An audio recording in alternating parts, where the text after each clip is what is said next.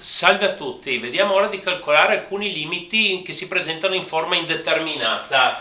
Ad esempio questo, se proviamo a sostituire al posto di x 5, abbiamo radice di 5 meno radice di 5 fa 0, qua 5 meno 5 fa 0, una forma indeterminata del tipo 0 su 0. Allora usiamo qualche idea per calcolarlo.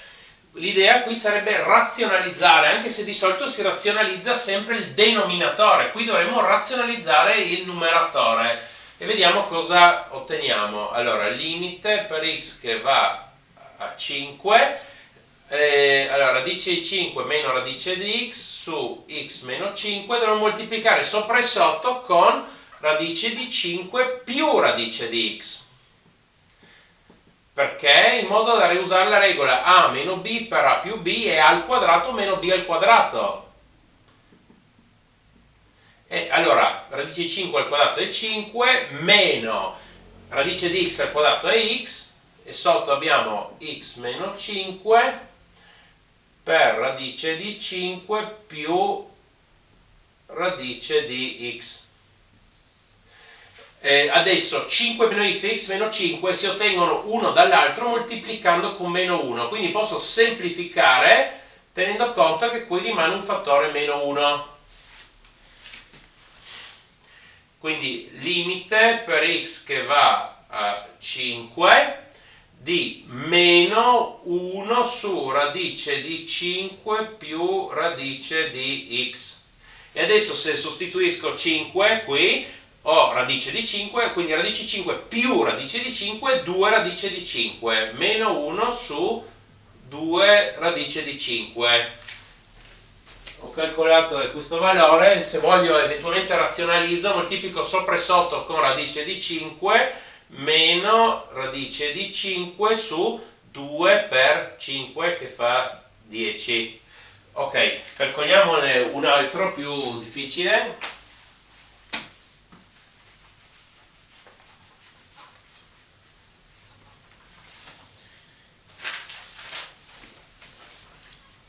Limite per x che va a più infinito di radice di x al quadrato più x meno 2 meno radice di x al quadrato meno 2.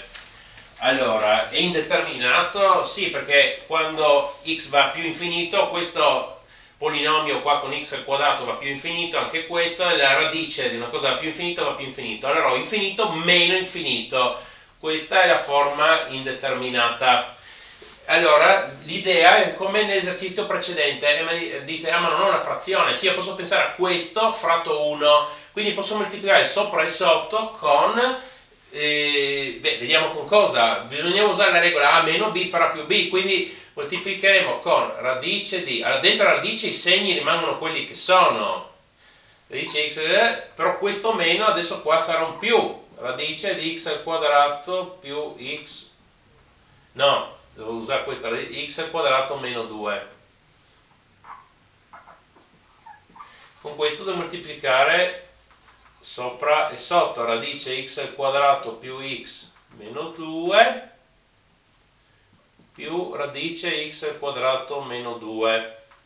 Ok, limite per x che va a più infinito. Allora, sopra uso la regola a meno b per più b, a al quadrato sarebbe quindi questo senza la radice, x al quadrato più x meno 2, attenzione poi meno, perché al quadrato meno b al quadrato meno x al quadrato meno 2, ma devo metterlo in parentesi, perché qui c'è questo meno. E sotto, anzi qua non serviva questo, sotto ricopio radice x al quadrato più x meno 2 più radice x al quadrato meno 2. Allora qui se io tolgo la parentesi cambiando tutti i segni, qua ho meno x al quadrato e più 2. Vediamo che x al quadrato va via con meno x al quadrato, meno 2 con più 2, qui ho solo x. Allora adesso proviamo a vedere se x va infinito, qua ho infinito, questo è infinito, sì adesso il più non è più il meno come prima, ho infinito più infinito è infinito qua sotto, però il problema è che ho infinito fratto infinito, adesso la forma è determinata infinito su infinito. Però comunque sono andato avanti la semplificazione. Adesso continuiamo. Cosa possiamo fare? Possiamo pensare di tirare fuori questo x al quadrato dalla radice. Allora, in entrambe le radici raccogliamo x al quadrato sopra x, quindi dentro la prima radice raccolgo x al quadrato e moltiplica 1 più 1 su x meno 2 su x al quadrato. Non siete convinti? Provate a moltiplicare x con questi, vedete che trovate proprio questi, più l'altra radice, faccio la stessa cosa, raccolgo x al quadrato e moltiplica 1 meno 2 su x al quadrato. E allora adesso, perché x al quadrato moltiplica questa parentesi, posso tirare anche fuori radice quadrata di x al quadrato, attenzione, valore assoluto di x. Radice di x al quadrato è valore assoluto di x. Perché non è x e basta? Se x è positivo non c'è problema, immaginate x sia negativo, questo negativo al quadrato diventa positivo. Posso calcolare la radice di un positivo e diventa un valore positivo, ma se qui non avessi valore assoluto, questo positivo sarebbe uguale a un negativo. No, allora devo mettere il valore assoluto di x. Allora, qui da questa radice prendo fuori il valore assoluto di x, anche da questa, e visto che qui abbiamo due termini sommati, anche raccolgo da entrambi il valore assoluto di x. Limite per x che va a più infinito, x su valore assoluto di x per parentesi radice di 1 più 1 su x meno 2 su x al quadrato più radice di 1 meno 2 su x al quadrato. E adesso l'idea è questa: se x va più infinito avrà valori sempre più grandi ma positivi, e quindi il valore assoluto di x è il valore assoluto di un positivo, e allora è x. Cioè il valore assoluto di x, se x è positivo, è sempre x. Allora limite per x che va a più infinito x su, invece il valore assoluto di x metto x, e poi qua abbiamo questa radice più quell'altra radice che adesso non riscrivo. X si semplifica.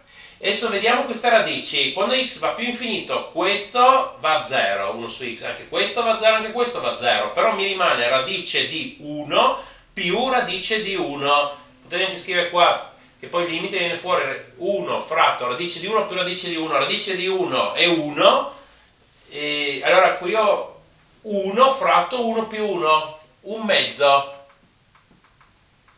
E se io adesso a questo punto possiamo anche calcolare lo stesso limite per x che va a meno infinito, ma senza rifare i calcoli, solo facciamo un confronto. Se avevamo il limite per x che va a meno infinito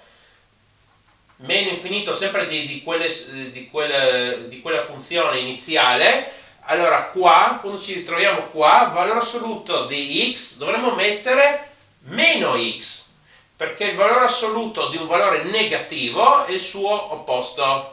Qua sopra abbiamo x e qui abbiamo qua questa radice più quest'altra radice, confrontando sopra.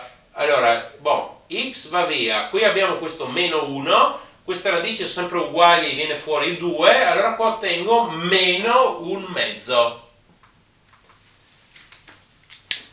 Per favore mettete un mi piace e iscrivetevi, grazie.